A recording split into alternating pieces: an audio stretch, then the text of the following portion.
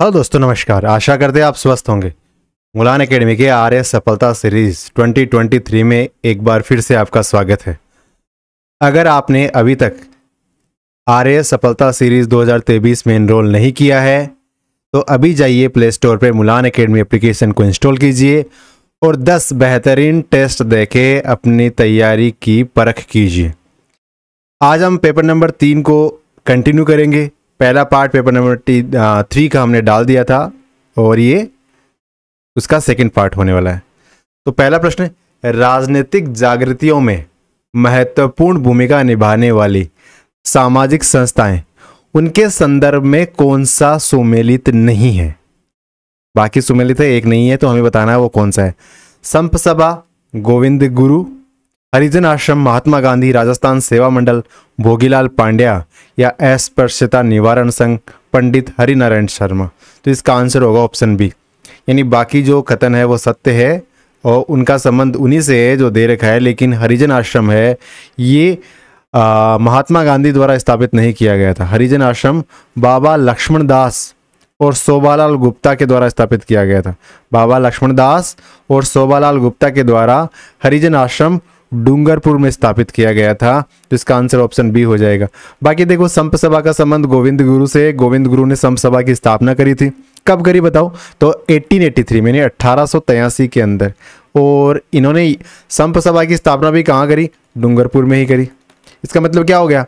हरिजन आश्रम है, हरिजन आश्रम है, ये भी डूंगरपुर से संबंधित है और इनका संबंध बाबा लक्ष्मणदास और शोभालाल गुप्ता से है। ठीक है। और संप सभा ये भी डूंगरपुर में स्थापित की गई और किसके द्वारा? गोविंद गुरु के द्वारा। कब की गई संप सभा की स्थापना? तो 1883 यानी 1883 में। अब देखो, राजस्थान सेवा मंडल, इसकी स्थापना किसने करी? तो राजस्थान सेवा मंडल है, इसकी स्थापना करी अपने भोगीलाल पांड्या साहब ने। राजस्थान सेवा मंडल। अब भोगीलाल पांड्या ने कई सारी संस्थाओं की स्थापना करी थी, तो उनमें से एक राजस्थान सेवा मंडल भी है। और अस्पृश्यता निवारण संघ, अस्पृश्यता निवारण संघ बनाया था पंडित हरिनारायण शर्मा ने। ठीक है। कब बनाया अस्पृश्यता निवारण संघ? तो ये 1923 में, यानी 1923 में स्थापित किया था। और कहाँ पे किया है? तो ये अलवर में स्थापित किया। ठीक है। राजस्थान चरखा संघ, चरखा संघ की स्थापना किसने करी? तो जमनालाल बजाज की गांधी जी के 5वें पुत्र कहे जाते हैं और इन्होंने राजस्थान चरखा संघ की स्थापना की। और जयपुर प्रजामंडल की पुनर्गठन में भी इनका बड़ा योगदान रहा। बाद में इनकी जो वाइफ है उन्होंने भी जयपुर प्रजामंडल की अध्यक्षता करी थी 1944 में। और कब करी चरखा संघ की स्थापना? 1925 में करी। और कहाँ करी? तो ये वैसे तो जयपुर से संबंधित है, लेकिन चरखा संघ की स्थापना अजमेर में करी। और खांडलाई आश्रम, खांडलाई आश्रम की स्थापना किसने करी? तो खांडलाई आश्रम ये बहुत महत्वपूर्ण एग्जाम में आ सकता है। ये भोगीलाल पांड्या, गौरीशंकर उपाध्याय और माणिक्यलाल वर्मा ने मिलकर 1934 में डूंगरपुर में करी। मतलब कहने का मतलब क्या हो गया? जो भोगीलाल पांड्या जी है उनका जो कार्यक्षेत्र था वो किधर था? तो भोगीलाल पांड्या जी का कार्यक्षेत्र मोस्टली डूंगरपुर और डूंगरपुर के आसपास का इलाका था, यानी जो अपना वागड़ प्रदेश में। तभी इनको वागड़ का गांधी कहा जाता है। मातृकुंडिया किसान आंदोलन का प्रमुख कारण क्या था? मतलब मातृकुंडिया किसान आंदोलन क्यों हुआ? किसानों का अत्याचार हुआ था, नई भू राजस्व व्यवस्था लेके किसानों में विरोध था, या फिर चौरी कर या तलवार बंधाई कर? तो देखो, मातृकुंडिया किसान आंदोलन है ना, इसका संबंध किससे है? तो बेगू किसान आंदोलन का ही पार्ट है मातृकुंडिया किसान आंदोलन। ठीक है। तो इसका जो विरोध आंदोलन शुरू हुआ था, ये नई भू राजस्व व्यवस्था के खिलाफ शुरू हुआ था। मातृकुंडिया किसान आंदोलन, मातृकुंडिया कहाँ जगह पड़ती है? तो चित्तौड़ में एक जगह है मातृकुंडिया। ठीक है। और कब शुरू हुआ? 22 जून 1880, काफी पुराना है। 22 जून 1880 को एक जाट किसान आंदोलन था ये, और रासमी परगना है, चित्तौड़ में एक रासमी परगना पड़ता है, वहां के किसानों ने इसे शुरू किया था। और इसका कारण क्या था? तो अंग्रेजों ने जो नई भू व्यवस्था अपनाई, तो किसान नहीं चाहते थे उस भू व्यवस्था को, तो उनको लगा कि ये कहीं ना कहीं हमारे खिलाफ जाती है, तो हमें कुछ बोलना पड़ेगा, आगे आना पड़ेगा। तो इस कारण वो मिलके आ गए और आंदोलन शुरू खड़ा कर दिया। इस समय मेवाड़ के शासक कौन थे? कहने का मतलब क्या होगा? मातृकुंडिया किसान आंदोलन हो रहा था उस समय मेवाड़ के शासक थे फतेह सिंह। क्या नाम है? फतेह सिंह है वो मातृकुंडिया किसान आंदोलन के समय मेवाड़ के शासक थे। भारतवर्ष में एक संगठित किसान आंदोलन की शुरुआत का श्रेय मेवाड़ के बिजोलिया किसान आंदोलन को जाता है। अगर पूरे भारतवर्ष की बात करें तो एक संगठित किसान आंदोलन, एक पूरी तरह से शांतिपूर्ण संगठित किसान आंदोलन जो काफी लंबे समय तक चला, लगभग 40 साल से ओवर चला था। कब? 1897 में शुरू हुआ और 1941 तक चला। 1941 तक चलने का मतलब क्या हो गया? 44 ईयर तक इस आंदोलन चला और बेहद ही शांतिपूर्ण तरीके से ये चलाया गया था और पूरे भारतवर्ष में एक नज़ीर पेश की थी कि इस तरह से भी किसान आंदोलन किए जा सकते हैं। और ना सिर्फ ये समय समय पर आंदोलन खड़ा हुआ, जबकि उन्होंने कुछ डिमांड्स भी करी ना, तो अंग्रेजों को झुक के वो भी स्वीकार करनी पड़ी थी, माननी पड़ी थी। तो इस प्रकार एक सफलतापूर्व किसान आंदोलन बिजोलिया किसान आंदोलन, लेकिन मात्र कुंडिया वाला ये बिजोलिया से पहले हो गया। ठीक है, आगे चलते हैं। राजस्थान एकीकरण से संबंधित सत्य कथन। राजस्थान का एकीकरण 7 चरणों में विदित है, लेकिन प्रश्न में कह रहा है कि 6 चरणों में हो, तो ये कथन तो गलत हो गया। हमें बताना है सत्य कथन कौन सा है। पंचम चरण में वृहद राजस्थान में मत्स्य संघ का विलय कर दिया। जो 5वां चरण था उसमें जो मत्स्य संघ है उसका वृहद राजस्थान में विलय कर दिया, ये कथन सत्य है। संयुक्त राजस्थान की राजधानी कोटा रखी गई और राज प्रमुख भीम सिंह को बनाया गया। और ये गलत कथन है, क्योंकि संयुक्त राजस्थान कोटा तो मत्स्य संघ की राजधानी रखी गई थी, राज प्रमुख भीम सिंह को बनाया गया था। और राजस्थान के एकीकरण की प्रक्रिया 8 वर्ष 9 माह और 7 दिन में पूर्ण हुई थी। ये 8 वर्ष 7 महीने और 14 दिन में पूर्ण हुई थी। कितना समय लगा था? तो देखो 18 मार्च से शुरू हुआ और 1 नवंबर 1956 तक चला। तो उस प्रकार हम देखते तो 8 वर्ष और 7 माह और 14 दिन का समय लगा, जबकि यहाँ 8 वर्ष 9 माह 7 दिन लिख रखा, तो गलत है। 8, 7 और 14 है। ठीक है, तो एक बार फिर से देखते हैं। राजस्थान का एकीकरण 7 चरणों में संपन्न हुआ था, इस कारण पहला कथन हमारा गलत हो जाता है। और पंचम चरण कब हुआ? 15 मई। तो मई का महीना था 1949। ठीक है, तो 5वें महीने में पंचम चरण हुआ था, ये इस प्रकार से रिलेट कर सकते हो। इसमें क्या हुआ? जो वृहद राजस्थान था ना, उसमें वृहद राजस्थान में मत्स्य संघ मिला दिया गया, यानी पहले था वृहद राजस्थान और फिर उसमें मिला दिया मत्स्य संघ। अब क्या बन गया? वृहद राजस्थान बन गया। ठीक है, और इसके प्रधानमंत्री कौन बने?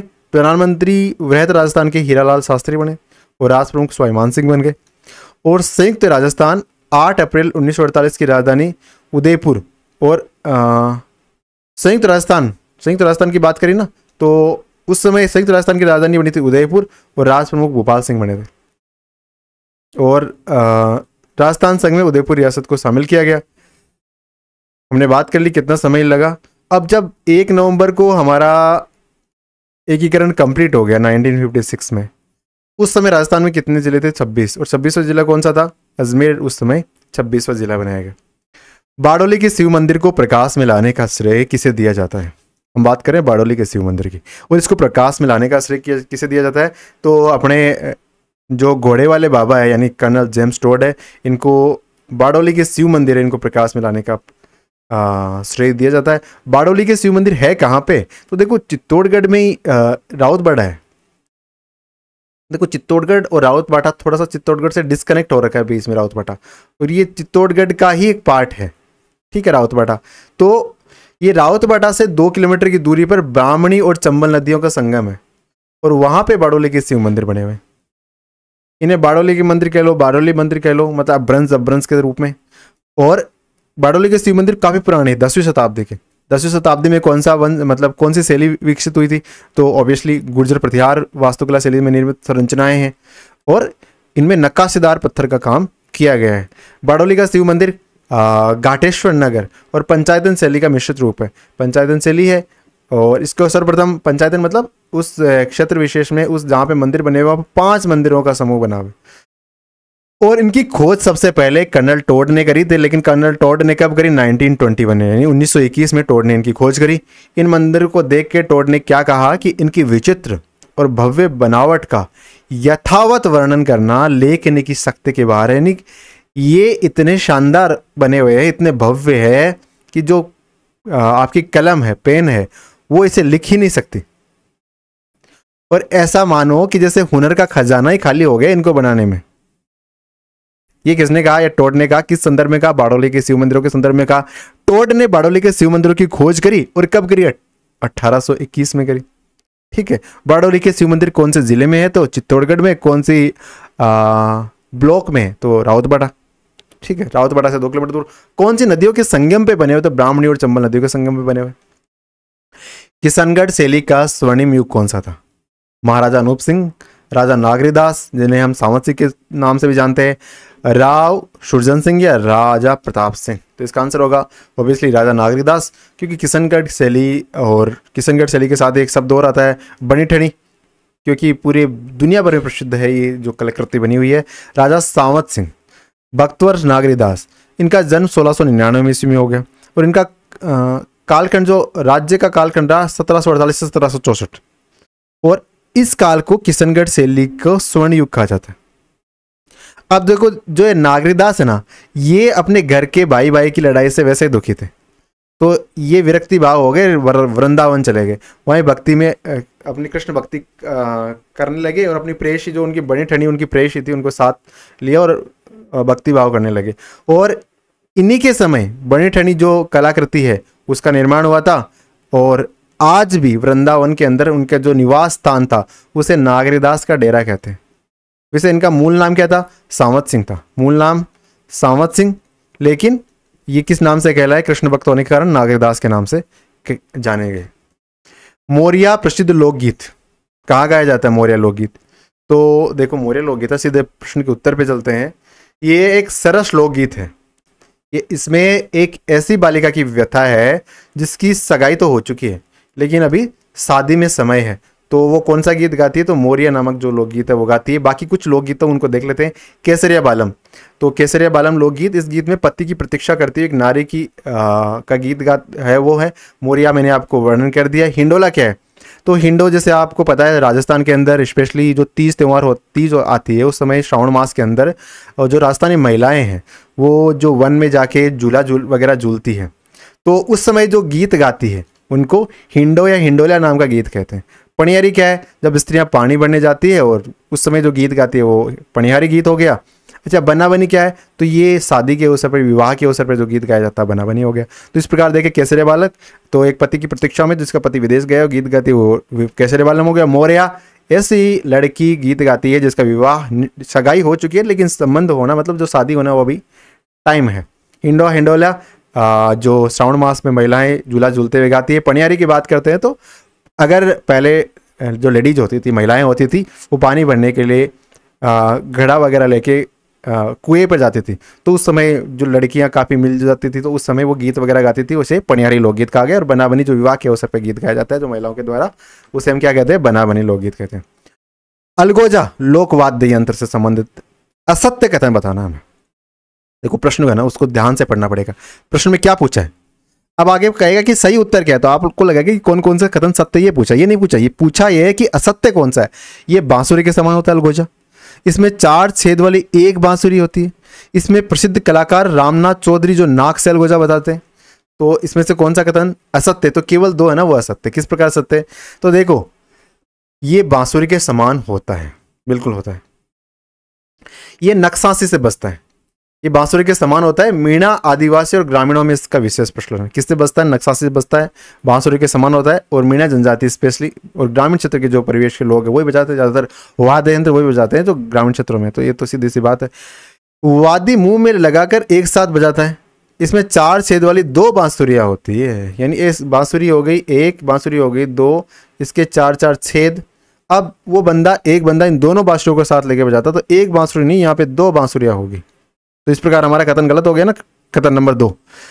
और इसमें जो तीसरा है पदमपुरा गांव के कलाकार रामनाथ चौधरी, वो नाक से अलगोजा बजाते हैं। ये कथन बिल्कुल सत्य है, नाक से अलगोजा बजाते हैं। कोटा, बूंदी, अजमेर और अलवर क्षेत्र में गुर्जर, मेव और धाकड़ जाति के लोग इसे बजाते हैं। तो स्पेशली जो पूर्वी राजस्थान हो गया, दक्षिण पूर्वी राजस्थान हो गया, उस क्षेत्र में इस वाद्य यंत्र का स्पेशली प्रयोग किया जाता है। अगले प्रश्न में चलते हैं। मारवाड़ी भाषा का विशुद्ध रूप कहाँ दृष्टिगत होता है? मारवाड़ी भाषा तो सीधा सा आ जाएगा कि जोधपुर के आसपास का जो एरिया है वो मारवाड़ी भाषा, मोस्टली शुद्ध मारवाड़ी वहीं पे मिलेगी आपको। अब मारवाड़ी की बात करें तो देखो कूले माला है ना, उद्यतन सूरी की उन्होंने किताब लिखी है कूले माला, जिसमें उन्होंने मरु भाषा शब्द का उल्लेख किया। और ये मरु भाषा उन्होंने मारवाड़ी के लिए कहा है। वर्तमान में जब मारवाड़ी के नाम से जानते हैं वही कूले माला जो ग्रंथ है उद्यतन सूरी साहब का, उसमें उन्होंने मारवाड़ी के लिए मरु भाषा शब्द का उल्लेख किया है। ये प्राचीन नाम मरु भाषा है और इसका पश्चिमी राजस्थान की प्रधान बोली है। आज भी पश्चिमी राजस्थान की प्रधान बोली है। मारवाड़ी का आरंभ काल 8वीं सदी में माना जा सकता है। इसका विस्तार जोधपुर, बीकानेर, जैसलमेर, पाली, नागौर, जालौर, सिरोही जिले, यानी मोस्टली कहे तो पश्चिमी जिले। विशुद्ध मारवाड़ी कहाँ मिलेगी आपको, मतलब शुद्ध मारवाड़ी चाहिए थोक में, तो वो मिलेगी आपको जोधपुर में, जोधपुर के आसपास के क्षेत्रों में। और मारवाड़ी के साहित्यिक रूप को क्या कहते हैं, तो ये प्रश्न बहुत महत्वपूर्ण हो जाता है। मारवाड़ी के साहित्यिक रूप है उसे हम डिंगल कहते हैं। क्या कहते हैं, डिंगल। और इसकी उत्पत्ति, मारवाड़ी की उत्पत्ति किससे मानी जाती है, गुर्जरी उपभ्रंश से। मारवाड़ी की उत्पत्ति गुर्जरी उपभ्रंश से मानी जाती है। अच्छा, ये डिंगल काव्य साहित्य के कुछ काव्य भी है क्या, कुछ किताबें क्या, बिल्कुल है। जैसे अगर एक बात करो, राजे रसोटा हो गया, वेली कृष्ण रुक्मणीरी, ढोला मरवड़, मूमल, ये आदि मारवाड़ी भाषा में रचित है। कौन कौन से, राजा रसोटा, वेली कृष्ण रुक्मणीरी।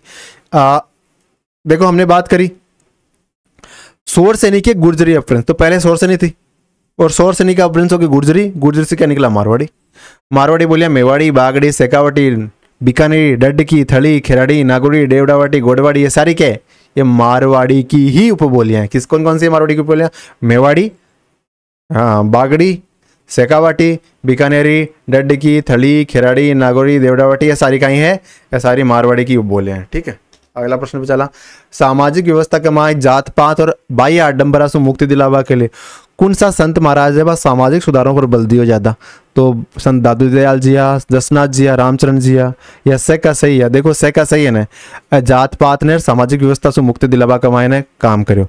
तो सबसे पहले छोटा कौन कौन का नाम आया, आपने दादू दयाल को आयो, जसनाथ जी को, रामचरण जी को आयो, तो आगे बारे में थोड़ा थोड़ा डिस्क्रिप्शन आप देख लिया। सबसे पहले छोट दादू जी के बारे में देखा, तो दादू जी का उपदेश कौन सा ग्रंथ का लिखेड़ा है, तो दादू जी का उपदेश लिखेड़ा है दादू जी की वाणी, दादू जी का दुआ। ठीक है, दादू जी का की जकी लेखन शैली है बाकी आण की है, बा सिंपल है, सिंपल लैंग्वेज, एकदम सरल हिंदी। तो बिन काई की हो गयो, बिन की हो गयो सद्दुकड़ी, बड़ी ज्यादा सिंपल है ना, बिन के दियो सद्दुकड़ी। अब दादू जी भी मायने काई कार्य करे, तो भगवत भक्ति की बातें लिखे। ठीक है, दादू की मृत्यु कटी हुई, तो नारायणा के मायने, नारायणा कटे पड़े, नारायणा जयपुर के मायने है। कणा हुई आगे मृत्यु, तो ज्येष्ठ कृष्ण अष्टमी, विक्रम संवत 1660, विक्रम संवत 1660 है, तो विक्रम संवत 57 साल आगे चलिया करे ना। अपन अगर ईस्वी सन पूछे तो विक्रम संवत 57 घटा दो। अगर ईस्वी सन डेढ़ हो रहा है, विक्रम संवत ईस्वी सन अपन याद है, लेकिन अपन अगर विक्रम संवत काटन हो ना कहीं कर वो सन है भी के माने 57 जोड़ दो ना, पर विक्रम संवत पर पूछ जैसा। अच्छा, दादू खोल दादू पाल की, तो नारायण के माने पहाड़ है, पहाड़ी है, छोटे से भी को नाम है बराना पहाड़ी। तो चूंकि अपन बेरो है कि दादू पंथ के मायने कायम है कि सौने न तो जलाया जाए नहीं बालो जाए, जना काई करे सौने खुल्लो छोड़ दिया जाए जानवर खाबा के लिए। तो दादू जी की बाजू की खोल ही बिन बठे छोड़ेगी कौन सी पहाड़ी पर, बेराना पहाड़ी पर। तो बठे मतलब इस तरीका से कह सका कि दादू जी बठे समाधि ली ही। संत दादू जी को राजस्थान का कबीर कैसा कहा जाता है। दादा राजस्थान के कबीर किसे कहते हैं, तो हमारा उत्तर क्या होगा, दादू को, क्योंकि संत दादू ने ही कबीर की तरह लोक भाषा में राजस्थान के निर्गुण भक्ति आंदोलन को चलाया था। कबीर दास जी जिस प्रकार से निर्गुण भक्ति के प्रवर्तक थे, निर्गुण भक्ति को उन्होंने बढ़ावा दिया था, उसी प्रकार दादू दयाल राजस्थान में एक तो लोकल लैंग्वेज में उन्होंने, ऐसा नहीं कि संस्कृत झाड़ने लग गए, वो लोकल लैंग्वेज में उन्होंने अपने जो उपदेश दिए थे, जिस प्रकार कबीर ने लोकल लैंग्वेज में दिए थे, तो इस प्रकार उनको क्या कहते हैं, राजस्थान का कबीर कहते हैं। अब बात करेंगे संत रामचरण जी की। रामचरण जी, इनका जन्म कहाँ पे हुआ, तो रामचरण जी का जन्म है सोडाग्राम में हुआ। अच्छा, सोडाग्राम कहाँ पे, तो सोडाग्राम है जयपुर में। कब हुआ, तो 1776, विक्रम संवत 1776। वैसे अगर तिथि पूछे तो माघ शुक्ल चतुर्दशी को। इनके पिताजी का नाम था बखत राम जी विजयवर्गीय, और बचपन का नाम जो रामचरण है, उनका बचपन का नाम राम किशन था, तो राम किशन से कन्वर्ट किसमें मतलब चेंज हो गया इनका नाम रामचरण जी। अब इनके गुरुजी का नाम था कृपाराम खेड़िया, ये दांतड़ा मेवाड़ के थे, और 1808 में दीक्षा देने के कारण 1808 में इन्होंने दीक्षा ली। दीक्षा लेने के बाद इनका नाम गुरुजी ने कर दिया कि आज से तुम्हारा नाम राम किशन ना होकर आज से तुम्हारा नाम रामचरण। तो ठीक है, तो इन्होंने आगे जाके कौन सा संप्रदाय की स्थापना की, रामसनेही संप्रदाय की स्थापना की। अच्छा, रामचरण जी के उपदेश के लिए कोई ग्रंथ है क्या, हाँ, कौन सा नाम है, अणबेवाणी, अरबणवाणी या अरबेवाणी, जो इस प्रकार से अपभ्रंश में कुछ भी कह सकते हैं, लेकिन रिलेट करोगे एग्जाम प्रश्न से किस प्रकार, आप इसके पीछे नहीं अरबेवाणी नहीं है अणबेवाणी है, ऐसा नहीं है। आपको प्रश्न का उत्तर करना है, रिजिड नहीं होना, आपको थोड़ा सा सरल रहना है, अपने आप को परिस्थिति के अनुसार ढालने के अनुकूल बनाना है, ढालना है। जसनाथ जी की बात करते तो इनके पिताजी का नाम था हमीर जी जाट इनके पिताजी का नाम था, रूपा दे इनकी माता का नाम था, और इनके पुत्र जसनाथ जी। इनका जन्म कहाँ पे हुआ, तो कर्तिरियासर विदित है। कर्तिरियासर कहाँ पड़ता है, बीकानेर में। कब हुआ, तो विक्रम संवत 1539 को इनका जन्म हुआ। तो इससे क्या स्पष्ट हुआ, तो अगर दादू की बात करें रामचरण जी की बात करें, जसनाथ जी की बात करें, तो सबसे पुराने कौन से इनमें? तो सबसे पुराने जसनाथ जी, फिर दादू जी, उसके बाद में रामचरण जी। अब इन्होंने जसनाथ जी से शिक्षा किसने ली? इन्होंने गोरखनाथ जी से ली। किससे ली? गोरखनाथ जी से इन्होंने शिक्षा ली। अच्छा, इनके शुरुआती अनुयायी कौन थे? तो हारोजी और जियो जी। अब प्रश्न इस प्रकार आएगा, हारोजी और जियो जी किसके शिष्य थे? तो आपका उत्तर क्या होगा? जसनाथ जी के शिष्य थे। हारोजी जियो जी किसके शिष्य थे? तो जसनाथ जी के शिष्य थे। इनके उपदेश कौन से ग्रंथों में है? सिंबुदड़ा या कोंडा ग्रंथ का संदर्भ किससे है? तो ये जसनाथ जी के उपदेश इसमें लिखे हुए हैं सिंबुदड़ा और कोंडा ग्रंथों में। अगले प्रश्न में चलते हैं। सुगाली माता किसकी कुलदेवी? सुगाली माता, तो सुगाली माता विदित है आहुआ के ठाकुर परिवार की कुलदेवी है। आहुआ के ठाकुर परिवार कुशाल सिंह चंपावत, जिन्होंने अंग्रेजों के दांत खट्टे कर दिए थे 1857 की क्रांति के संदर्भ में के समय पर, तो सुगाली माता उनकी कुलदेवी थी। और इन्हीं को जो क्रांतिकारी थे उन्होंने सुगाली माता को अपनी इष्ट देवी माना और अंग्रेजों के लोहा लिया। अब इस बारे में कहा जाता है जो सुगाली माता है, इनकी देवी की प्रतिमा के 10 सिर और 54 हाथ है, 54 हाथ है, 10 सर है सुगाली माता के। और सुगाली माता का स्थानीय ठाकुर की इस क्रांति का प्रमुख केंद्र रहा, ये हमने डिस्कस कर लिया। 1857 के आहुआ का युद्ध, चेलावास का युद्ध, ये सारे युद्ध आहुआ की क्रांति 1857 के संदर्भ में महत्वपूर्ण है। 9 सितंबर और 18 सितंबर आपको 10 सितंबर और 18 सितंबर आपको डेट याद रखनी है। अगले प्रश्न पे चलते हैं। आंवला नवमी, आंवला नवमी कब मनाई जाती है? तो हमें इस प्रकार का मैचअप करना था, तो इसका उत्तर ऑप्शन बी। तो आंवला नवमी मनाई जाती है कार्तिक शुक्ल नवमी को, यानी कार्तिक के महीने के अंदर शुक्ल पक्ष की, यानी लाग तक कार्तिक की नवमी आवे बिन कहीं के आंवला नवमी के वहाँ बी के बाद में बड़ माउस कना हुए, तो जेठ में जी माउस आवे ना जी बड़ा माउस हुए कना हुए। बड़ा माउस जेठ महीना का माने जो माउस आती है उसे क्या कहते हैं? उसे हम कहते हैं बड़ा माउस, ठीक है। उसके बाद में पीपल पूजन करना होता है, तो जेठ की पुण्यु, यानी जेठ की माउस ने तो बड़ माउस, बड़े और पीपल दोनों जेठ का महीना में, तो बड़ तो माउस है अमावस ना जैसी, और पीपल पुण्यु है ना जेठ की पुण्यु ना जैसी। आंवला एकादशी, तो आंवला एकादशी फागण का महीना में होगी। फागण शुक्ल पक्ष की एकादशी को, फाल्गुन शुक्ल पक्ष एकादशी को आंवला एकादशी का के रूप में मनाया जाता है। बाकी कुछ महत्वपूर्ण देख लेते हैं। आंवला नवमी हमने एक बार फिर से देख लेते हैं, क्योंकि आंवला नवमी का संबंध कार्तिक महीने से, कार्तिक शुक्ल नवमी तो आ जाएगा तो सीधी सी बात है नवमी होगा, लेकिन कार्तिक शुक्ल पक्ष की नवमी, शुक्ल पक्ष किसी भी महीने का उतरता होता है, यानी जब महीने का दूसरा पार्ट होता है, जैसे 15 दिन चले गए उसी महीने का दूसरा पार्ट होता है 15 दिन, तो वो शुक्ल पक्ष होता है। जब शुरुआत होती है तो कृष्ण पक्ष से होती है। बड़ अमावस्या ज्येष्ठ अमावस्या को होती है। पीपल पूजन ज्येष्ठ की पूर्णिमा को होती है। आंवला एकादशी फाल्गुन शुक्ल एकादशी को होती है। अब कजली तीज कब मनाई जाती है? तो भाद्रपद कृष्ण पक्ष की तीज को, भादवे महीने की जो कृष्ण पक्ष की तीज, यानी वर्तमान में कौन सा महीना चल रहा है? श्रावण। श्रावण के बाद अगला महीना कौन सा आएगा? भाद्रपद। भाद्रपद पे कृष्ण पक्ष की जो तृतीया आएगी वो क्या होगी? कजली तीज होगी। जन्माष्टमी ये स्पेशली भाद्र कृष्ण पक्ष की अष्टमी को मनाई जाती है। और कहाँ की जन्माष्टमी प्रसिद्ध है? तो नाथ द्वारा की जन्माष्टमी है, वो बेहद प्रसिद्ध है। चुंगी तीर्थ मेला ये भाद्रपद शुक्ल चतुर्थी को लगता है। भादवे के महीने में मेले बहुत लगते हैं, तो चुंगी तीर्थ मेला कहाँ लगता है? जैसलमेर के अंदर। और मीरा महोत्सव आश्विन की पूर्णिमा को मनाया जाता है। आश्विन यानी आसोज महीने की पुण्यु कहाँ पे मीरा महोत्सव का आयोजन किया जाता है? चित्तौड़ में विशेषता है। मानगढ़ धाम मेला ये माघ महीने की पूर्णिमा और बांसवाड़ा में आयोजित किया जाता है। और गागरोन का उर्स है ज्येष्ठ शुक्ल एकम से चांद तक। ज्येष्ठ शुक्ल एकम से लेकर चांद तक झालावाड़ में गागरोन जो किला है, काली सिंध और आहू नदियों के संगम पे, वहाँ पे गागरोन उर्स का आयोजन किया जाता है। हमारे समाज में शिक्षा की समाप्ति पर किया जाने वाला संस्कार, जैसे कि हिंदू धर्म में या फिर हमारी सनातन संस्कृति में 16 संस्कारों की चर्चा की गई है, ठीक है। तो उसमें एक संस्कार है कि अगर आपने एजुकेशन कंप्लीट कर ली उसके बाद कौन सा संस्कार किया जाएगा? तो उस संस्कार को कहा जाता है कौन सा? समावर्तन संस्कार। क्या कहते हैं? समावर्तन संस्कार कहते हैं। तो देखो तो समावर्तन संस्कार तो आपको पता चल गया किसे कहते हैं। शिक्षा समाप्त हो गई उसे। अब गर्भदान किसे कहते हैं? गर्भदान के पूर्व में उचित काल में आवश्यक धार्मिक क्रियाएं होती है। पुंसवन किसे कहते हैं? अब पुंसवन संस्कार में शिशु को पुत्र रूप देने के लिए, यानी जो गर्भस्थ महिला है उसके जो गर्भ में जो बच्चा आया है वो पुत्र हो, इसके लिए तीसरे महीने में संस्कार किया जाता है, उसे पुंसवन संस्कार कहा गया है। सीमांतोनयन तो गर्भवती स्त्री को अमंगलकारी शक्तियों से बचाने के लिए। तो ये तो पुंसवन संस्कार कहीं ना कहीं नकारात्मक संस्कार है, इसे हम आगे फॉलो नहीं करना चाहिए। और लेकिन उसका इंटरप्रिटेशन हो सकता है कि हम जो इंटरप्रिटेशन कर रहे हो वो गलत हो, ये शब्दों का फर्क हो, हो सकता है इसका कोई और उद्देश्य हो जो हम कह रहे हो वो ना हो। सीमांतोन्नयन संस्कार गर्भवती स्त्री को अमंगलकारी शक्तियों से बचाने के लिए किया गया संस्कार। ये गर्भदान के चौथे या छठे और 8वें मास में होता है। तो सीमांतोन्नयन संस्कार कौन से महीने में होता है? 2, 4 और 6, 8, 2, 4 और 8 महीने में। विवाह संस्कार विवाह के अवसर पे किया जाने वाला, जब जो व्यक्ति होता है वो गृहस्थ आश्रम में प्रवेश करता है तब विवाह संस्कार किया जाता है। दिव्य वेदान एक ग्रंथ है, बौद्ध ग्रंथ। उसमें लिखा गया है कि अशोक ने बौद्ध धर्म ग्रहण किया था, ठीक है, लेकिन किससे प्रभावित होकर उन्होंने ऐसा किया? तो ये इसका आंसर है उपगुप्त। यानी उपगुप्त ने शिक्षा दी थी, क्योंकि देखो कलिंग युद्ध हुआ था, उसके बाद उपगुप्त ने उनको वस्तुस्थिति से परिचित कराया कि युद्ध का क्या परिणाम होता है। तो अशोक उस युद्ध में विजिट करके बाद उनको अनुभव हुआ कि नहीं यार कुछ गलत हो रहा है। तो उन्होंने बोला कि अब है ना दम विजय करेंगे, ठीक है, क्या दम विजय करेंगे, धर्म की विजय करेंगे, अब रण विजय नहीं करेंगे। तो उन्होंने अपने एरिया के विस्तार की जगह धर्म के विस्तार की नीति अपनाई। और उसके लिए उनको किसने मोटिवेट किया था? तो बेरी घोष के स्थान पर धम्म घोष के लिए मोटिवेट किया था।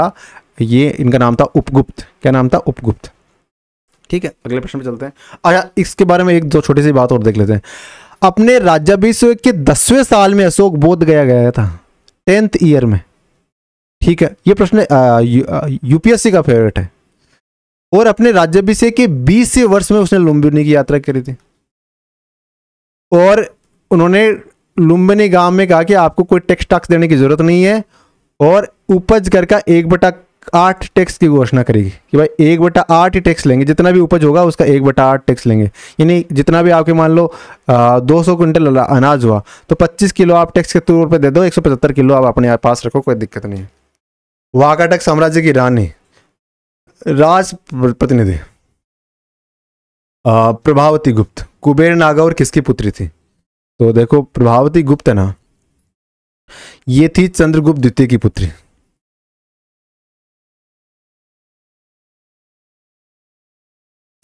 तो ये प्रभावती किसकी पुत्री थी? चंद्रगुप्त द्वितीय की पुत्री। और इनके माता का नाम था कुबेर नागा। कुबेर नागा, इनसे उत्पन्न हुई प्रभावती गुप्त। अब इनका विवाह किससे हुआ? तो वाकाटक राज्य का राजा था रुद्रसेन द्वितीय। अब रुद्रसेन द्वितीय की होगी मृत्यु। अब इसके दो बच्चे थे, वो थे छोटे। तो फिर प्रभावती ने राज का संभाला। उन्होंने प्रतिनिधि के रूप पे कार्य किया कि वो राजा की प्रतिनिधि है, और काफी लगभग 20-25 साल उन्होंने शासन किया था। तो बहुत ही अच्छी तरह से उन्होंने शासन को संचालित किया था। तो इसका उत्तर हो जाएगा चंद्रगुप्त द्वितीय।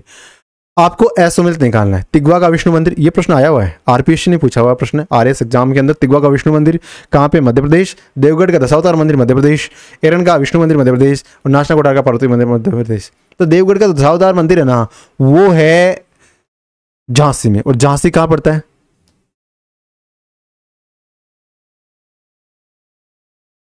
नहीं, ललितपुर में। ललितपुर झांसी में होता है। तो ललितपुर झांसी उत्तर प्रदेश में, वो झांसी है वो उत्तर प्रदेश में, ना कि मध्य प्रदेश में। तो वैसे तो एक्चुअली अगर देखिए आप, उत्तर प्रदेश का इस प्रकार नक्शा है, मध्य प्रदेश का एमपी, और ये इस तरह से मान लो ये उत्तर प्रदेश है। अब ये अगर इस तरीके से देखते हैं तो ये उत्तर प्रदेश मध्य प्रदेश का भाग लगता है। लेकिन उत्तर प्रदेश ने ये कह के नहीं छोड़ा इस क्षेत्र को कि ये तो शेर का पंजा है। तो शेर का पंजा नहीं छोड़ सकता, शेर अपना पंजा नहीं छोड़ सकता, इसलिए इस क्षेत्र को, ललितपुर या झांसी वाले क्षेत्र को उत्तर प्रदेश यूपी में रखा जाएगा। तो ये उत्तर प्रदेश में ही रह गया है। तो देवगढ़ का दशावतार मंदिर है वो ललितपुर में है। ललितपुर कहाँ पड़ता है? एमपी में पड़ता है, ना कि मध्य प्रदेश में। तो इसका उत्तर ऑप्शन बी हो जाएगा, क्योंकि हमें पूछा था असुमेलित है। बाकी तिग्वा का विष्णु मंदिर कहाँ पे? मध्य प्रदेश में। तो बात कर लेते हैं। तो तिग्वा का विष्णु मंदिर जबलपुर में, जबलपुर मध्य प्रदेश में। प्रवेश द्वार के पास पर गंगा और यमुना की आकृतियां लगी हुई है। तिग्वा का विष्णु मंदिर बना हुआ ना, वहां पे द्वार पे गंगा यमुना का मूर्ति लगी हुई है। एरन का विष्णु मंदिर सागर मध्य प्रदेश के अंदर है। और नचना कोटार का पार्वती मंदिर है वो पन्ना मध्य प्रदेश में। कहाँ पे? पन्ना मध्य प्रदेश। तो इनमें से जो देवगढ़ का दशावतार मंदिर है वो ललितपुर उत्तर प्रदेश में, ना कि मध्य प्रदेश में। तो इसका उत्तर ऑप्शन बी हो जाएगा। सातवाहनों की राजकीय भाषा और लिपि कौन सी थी? तो सातवाहनों की राजकीय भाषा थी प्राकृत भाषा और ब्राह्मी लिपि। कौन सी थी? प्राकृत भाषा थी, ब्राह्मी लिपि थी। सातवाहन आंध्र राज। अब देखो सातवाहन है ना, ये काफ़ी शानदार राजवंश था। एक तो ये अपने आप को अपने नाम, अपनी माता के नाम से रिलेट करते थे, जैसे गौतमीपुत्र सातकर्णी। ठीक है, तो ये काफ़ी प्रसिद्ध शासक हुए हैं। सातवाहन राजधानी कौन सी थी? प्रतिष्ठान, या इसे पैठन भी कहते हैं। महाराष्ट्र के औरंगाबाद वाला पार्ट या गुजरात के महाराष्ट्र के जो टच वाला पार्ट है वो सातवाहनों का राजवंश था। अब सातवाहन शासकों के समय प्रसिद्ध साहित्यकार था हाल, ये सातवाहनों के राजवंश में था और इन्होंने हाल की रचना क्या थी? गाथा सप्तशती। गुणाढ्य इन्होंने वृहत कथा लिखी थी। सातवाहन शासकों ने चांदी के, तांबे के, सीसा और प्रोटीन के और कांसे की मुद्राओं का प्रचलन किया। ठीक है। कदम्ब दक्षिण भारत में स्थित ब्राह्मण राजवंश था। इस राज्य की स्थापना 4वीं सदी में मयूर शर्मा ने की थी। कदम्ब राजवंश की स्थापना किसने करी? मयूर शर्मा ने करी थी। ब्राह्मणों को भूमिदान देने की प्रथा सबसे पहले सातवाहन शासकों ने ही शुरू करी थी। ब्राह्मणों को भूमिदान देने की प्रथा, यह प्रश्न आया हुआ है, ब्राह्मणों को भूमिदान देने की प्रथा सर्वप्रथम कौन से शासकों ने शुरू की? तो सातवाहन शासकों ने। सातवाहन शासकों की राजकीय भाषा प्राकृत और लिपि ब्राह्मी। सातवाहन राजाओं का नाम उनकी माताओं के नाम पर रखने की प्रथा थी, इसे गौतमपुत्र सातकर्णी। सातवाहनों की महत्वपूर्ण स्थापत्य कृतियां, कार्ले का चित्त सातवाहनों का बनाया हुआ, अजंता एलोरा की गुफाएं बनाई हुई, अमरावती कला का विकास भी इन्होंने किया था। तो इस प्रकार प्रश्न का उत्तर क्या हो जाता है? सातवाहनों की राजकीय भाषा क्या थी? प्राकृत भाषा और ब्राह्मी लिपि। ठीक है। इसके अलावा जो हाल थे जिन्होंने गाथा सप्तशती लिखी थी वो सातवाहनों के शासनकाल से संबंधित थे। गुणाढ्य जिन्होंने वृहत कथा लिखी थी वो भी सातवाहनों के ही संरक्षण पाए हुए थे। निम्नलिखित में से किस खिलजी शासक ने दिल्ली के राज सिंहासन में बैठने के लिए अपने ससुर की हत्या कर दी? अब देखो, अब ये था अलाउद्दीन खिलजी, जिसे हम एक कहते हैं। 1299 से लेके 1325 के आसपास तक रहा था शायद ये। और उसने राजस्थान के मतलब जितने सबसे पहले रणथंभौर पे आक्रमण किया, उसके बाद में इसने चित्तौड़गढ़ पे आक्रमण किया, बाद में इसने मतलब यहाँ पे सिवाना पे आक्रमण किया। तो राजस्थान के जितने भी बड़े शासक थे उन सभी पे इसने आक्रमण किया था। सिंहासन पे बैठने के लिए अपने ससुर की हत्या कर दी। वैसे इसका वही तो ससुर था, वही इसका चाचा था, तो उसको हटा दिया इसने और अपने आप को एक उपाधि दी, सिकंदर ए सानी। और 1296 से 1316 तक इसका शासनकाल रहा। एक बार मैं थोड़ा सा करेक्शन करना चाहूँगा, 1296 में शासक बनाए। देखो 1290 में बना था वो इसका चाचा, क्या नाम था उसका? जलालुद्दीन खिलजी। और उसके बाद 1296 में मतलब 6 साल वो शासक रहा और 1296 में ये बन गया। 1301 में उसने रणथंभौर पे आक्रमण कर लिया। 1302-3 में चित्तौड़ पर विजय प्राप्त करी थी। विजयनगर साम्राज्य से संबंधित राजवंशों को कालक्रम में बताना है, यानी सबसे पहले कौन सा, उसके बाद कौन सा, उसके बाद कौन सा, उसके बाद कौन सा। तो देखो इनमें कालक्रम से सेट करते हैं। तो विजयनगर साम्राज्य के चारों महत्वपूर्ण राजवंश है। सबसे पहले देखो तो बी, यानी सबसे पहले संगम आएगा, संगम राजवंश। उसके बाद में सुलू, फिर तुलु, फिर आएगा अरविंदु। तो संगम, उसके बाद सुलु, फिर तुलु, फिर अरविंदु राजवंश। ये शासन का क्रम रहा। विजयनगर साम्राज्य के सबसे महत्वपूर्ण ये है, संगम, सुलु, तुलु और अरविंदु राजवंश विजयनगर साम्राज्य के महत्वपूर्ण राजवंश रहे। तो विजयनगर एम्पायर की हम चर्चा करते हैं तो वो ये चारों राजवंश उससे संबंधित है। असम के चैतन्य कौन है? किनको असम का चैतन्य कहा जाता है? शंकरदेव है, गुरु शंकरदेव, इनको असम का चैतन्य कहते हैं और इनको आधुनिक असम के निर्माता भी माना जाता है। वैष्णव संप्रदाय को मानते थे, एक शरण संप्रदाय से जुड़ाव था इनका। मूर्ति पूजा और कर्मकांड के विरोधी थे, ये मूर्ति पूजा को नहीं मानते थे। असम के चैतन्य कहलाते। और अंकिया नामक नाटक शैली का विकास किया था। अंकिया नाम की नाटक शैली का विकास किसके द्वारा किया गया? तो आचार्य शंकरदेव या असम के चैतन्य शंकरदेव के द्वारा किया गया। असत्य कथन का आइडेंटिफाई करना है। अकबर के समय अनुवाद विभाग की स्थापना फिजी ने करी थी, कथन सत्य है। इसके बाद में दूसरा कथन है, मुगल कालीन मुस्लिम न्यायशास्त्र की पढ़ाई में विशिष्टता हासिल करने का मदरसा आगरा में था। तो ये लखनऊ में था, ना कि आगरा में। तो इस प्रकार ये कथन असत्य हो जाएगा। अकबर ने लाला कलावन से हिंदू संगीत की शिक्षा ली थी। तो अकबर ने हिंदू संगीत सीखा था क्या? हाँ, किससे सीखा? लाला कलावन से सीखा। और पंचमहल का निर्माण बौद्ध विहारों के अनुरूप हुआ था, बिल्कुल सत्य है। चर्चा कर लेते हैं। मुस्लिम न्यायशास्त्र की पढ़ाई में, यानी एक तरीके से आप लॉ करते हो ना, LLB करते हो, तो उस समय अकबर के टाइम पे लॉ करने का जो सिस्टम था वो मदरसा लखनऊ में था। अकबर अल्पवयस्क ही राजा बन गया था, मतलब 18 साल होने से पहले राजा बन गया था। तो ऑब्वियस सी बात, अगर कोई व्यक्ति छोटा है, बच्चा है, तो उसका कोई संरक्षक होगा। तो अकबर का भी संरक्षक था, कौन था? बैरम खां। कौन था? बैरम खां। अकबर द्वारा 1562 में दास प्रथा का अंत कर दिया गया। दास प्रथा का अंत अकबर के द्वारा किया गया। कब किया गया? 1562 में। 1563 में उसने तीर्थ यात्रा पर कर समाप्त कर दिया। पंचमहल को मुगल सम्राट अकबर ने 1560 में निर्मित करवाया। कहाँ पे? फतेहपुर सीकरी में। पंचमहल फतेहपुर सीकरी में 1560 में निर्मित कराया। फतेहपुर सीकरी की ये सबसे ऊंची इमारत है। तो प्रश्न आए फतेहपुर सीकरी में अकबर ने कई इमारतों का निर्माण कराया, उनमें से सबसे ऊंची इमारत कौन सी? तो आपका उत्तर होगा पंचमहल। 4 मंजिले महल की वास्तुकला किससे प्रेरित है? मतलब कैसा लगता है पंचमहल? तो ये जैसा लगता है कि जैसे कोई बौद्ध मंदिर हो या बौद्ध विहार हो, उस प्रकार से प्रतीत होता है पंचमहल। मध्यकालीन इमारतें जो अकबर के द्वारा बनाएगी, तो देखो अकबर के द्वारा बनाएगी थी 1 2 4 5, मतलब 3 नंबर की नहीं बनाएगी। शीश महल नहीं बनाया गया। बाकी आगरे का लाल किला, जहांगीरी महल, अकबरी महल, लाहौर का किला, ये सारे बनाया गया। आगरे का लाल किला, जहांगीरी महल, अकबरी महल, लाहौर का किला, इलाहाबाद का किला, दीवान आम जो दुबई का किला और बीरबल का महल, ये पंचमहल ये भी बनाया था और सबसे ऊंचा पंचमहल है। हिंदू मुस्लिम स्थापत्य शैली का इसमें मिश्रण मिलता है, क्योंकि देखो राजपूतों के साथ अकबर के संबंध अच्छे थे, तो हिंदू मुस्लिम स्थापत्य कला मिलना स्वाभाविक था। जामा मस्जिद का निर्माण 1571 में हुआ और फतेहपुर सीकरी की बेस्ट इमारत। बुलंद दरवाजा अकबर ने गुजरात विजय के बाद बनवाया। बुलंद दरवाजा अकबर ने बनवाया, लेकिन क्यों बनवाया? क्योंकि उसने गुजरात पे विजय प्राप्त कर ली थी। फतेहपुर सीकरी में बुलंद दरवाजा स्थित है और मुगल कालीन जो दरवाजे बने उनमें से बेस्ट दरवाजा बुलंद दरवाजा है। शेख सलीम चिश्ती का मकबरा 1571 में बना, इसकी चित्रकारी देखने योग्य। सिकंदरा का निर्माण अकबर ने प्रारंभ करवाया और ये जहांगीर के शासनकाल में बन के तैयार हुआ था। तो इसका आंसर क्या हो जाएगा? ऑप्शन बी हो जाएगा। अंग्रेजों ने श्रीरंगपट्टम की संधि किसके साथ में करी थी? तो अंग्रेजों ने श्रीरंगपट्टम की संधि करी थी 1792 में करी और टीपू सुल्तान के साथ में करी। ये देखो उससे पहले जो टीपू सुल्तान और अंग्रेजों के युद्ध हुए थे ना, क्योंकि तो उसमें ऐसा नहीं कि टीपू सुल्तान हार गया था, वो बराबर टक्कर के रहे थे। पहले युद्ध में तो टीपू सुल्तान के जो नाना थे वो जीते थे, दूसरे में टीपू सुल्तान मतलब बराबर टक्कर बता। लेकिन 1792 का युद्ध हुआ श्रीरंगपट्टम की संधि, इसमें टीपू सुल्तान को अपमानजनक संधि करनी पड़ी थी। अपने पुत्रों को भी अंग्रेजों के सामने अंग्रेजों के गिरवी रखना पड़ा था टीपू सुल्तान को। तो ये रंगपट्टम की संधि जो मार्च 1792 में संपन्न हुई थी, अंग्रेजों के साथ में हुई थी टीपू सुल्तान के मध्य। कारखाना अधिनियम 1891 में क्या शामिल नहीं है? तो कारखाना अधिनियम की बात करें तो वयस्क श्रमिकों के लाभ की व्यवस्था इसमें की गई थी। सही है, ये बाल श्रम से संबंधित है। इसमें बाल श्रम तो था, लेकिन उसमें कुछ और बातें भी समाहित की गई थी, यानी वयस्कों की बात भी करेगी। तो इस प्रकार सिर्फ बाल श्रम नहीं था। और इसमें 9 से 14 वर्ष के बालकों को या 7 वर्ष से कम नहीं, 9 से 14 वर्ष के बालकों को नहीं लगाया जा सकता था। इस प्रकार का प्रावधान किया गया था। ये वहां लागू होता था जहां पे कम से कम 50 श्रमिक हो, यह कथन भी सत्य है। और महिलाओं को रात्रि के समय 8 बजे से लेकर सुबह 5 बजे तक काम करने से रोक लगा दी। यानी महिलाओं का कि आपको रात को 8 बजे से सुबह 5 बजे तक काम करने की जरूरत नहीं, आप अपने घर जा सकते हो। तो ये प्रावधान 1891 के कारखाना अधिनियम में किए गए थे। तो आज की वीडियो को यहीं तक रखते हैं। आशा करते हैं कि आपको हमारी टेस्ट सीरीज पसंद आ रही है। अगर पसंद आ रही तो अभी जाइए प्ले स्टोर ऐप पे और इनरोल कीजिए मुलान एकेडमी के RAS सफलता सीरीज 2023। आपकी तैयारी को 4 चांद लगाएगा। अगर आप एक टेस्ट सीरीज ही करके जाते हो तब भी आपके जो पास होने की संभावना है वो 6 more than 50% तो हो ही जाएगी। Thank you, all the best.